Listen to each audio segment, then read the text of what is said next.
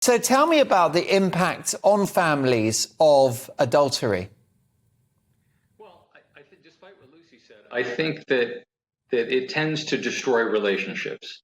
And I think when it creates a situation where parents are getting divorced and where kids are being left in the lurch, or kids are not understanding why it is that their parents are getting divorced, or they're taking an example from this is how you treat women or this is how you treat men, depending on which of the spouses is cheating.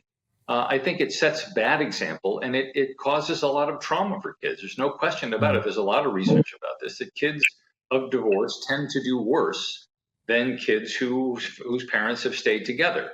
Obviously, there's cases of abuse and all sorts of other examples that can happen, but on average, kids do better when they have a mom and dad in their life. So I think it's a bad thing for family. But I think Brooklyn is absolutely right that despite you kind of chuckle when you hear her talk a little bit about her relationship, and it sounds odd.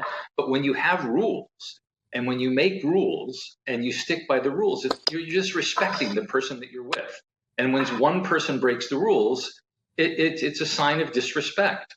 And so I think, if you want to have a relationship with somebody else, go ahead. But I think what I've seen in my life, and I haven't done this myself, but I've seen with other people, is that couples talk about an open relationship. There's usually one person who's much more interested in it than the other.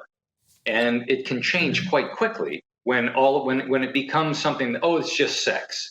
Well, it becomes, maybe it's not just sex, then it becomes an emotional relationship, and then that's a problem. I mean, Brooklyn can say, okay, so the just sex part, you can do that. But if she became suddenly attached to one of her co-stars in an emotional way, I'm sure that would be a problem at home. And so it really messes with the family life. It messes with home life.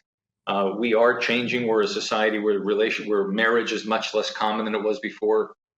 What used to be called out of wedlock births are much more common than they were before.